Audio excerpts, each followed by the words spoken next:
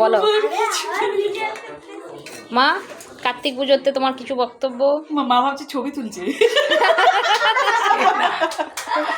বাবা, পুরো তো ঘেটে ঘ করে দিচ্ছে মা।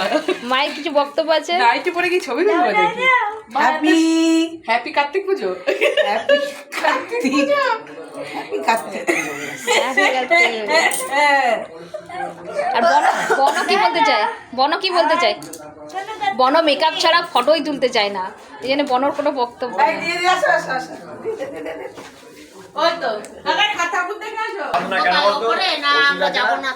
কেন? ও আচ্ছা আচ্ছা। কাকি নিয়েছো? হ্যাঁ নিয়েছি।